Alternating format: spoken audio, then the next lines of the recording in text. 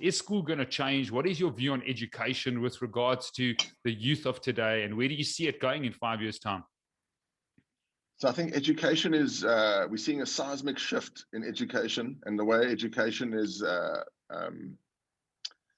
distributed and done. You know, even if you just think about this podcast, this is education to your community and your listeners, as well as, you know, for the youth, they have multiple learning channels and paths now.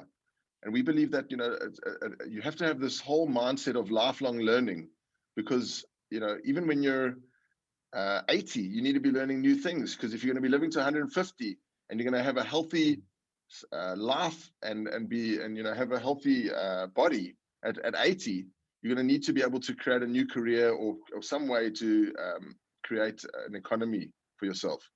So you know, education needs to be lifelong learning. And it really, I believe the future belongs to the youth. It's, you know, because of the access to education now, the youth are learning much quicker, much faster, and with the acceleration of virtual reality, it's much more immersive learning. So the youth can now learn skills that were not available until you were 28.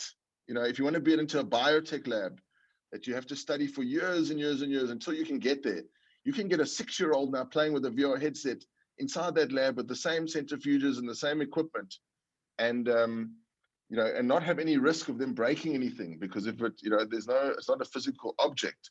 So now when you have a 6-year-old learning what a 28-year-old is only learning, how does that change the dynamic of the youth?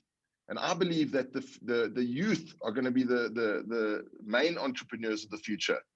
The youth are going to be, you know, creating the next type of company or the next type of game that we don't know about yet, that's going to, you know, capture the hearts and minds of the world.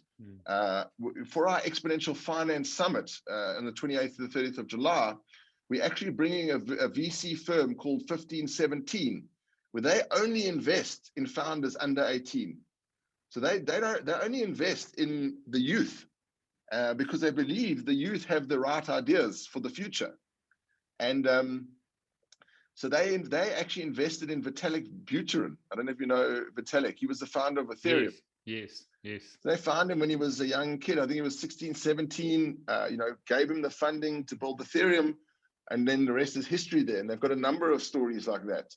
So I really believe that the youth have the ideas, and we need to embrace them and empower them more to come up with these companies, because I don't think it's only going to be one way. I do believe there's going to be, you know, the older generation, because we're living longer, healthier, there's going to be a duality. Both sides are going to grow. So the economies are going to grow on both sides of the scale, for the youth and for the older generation.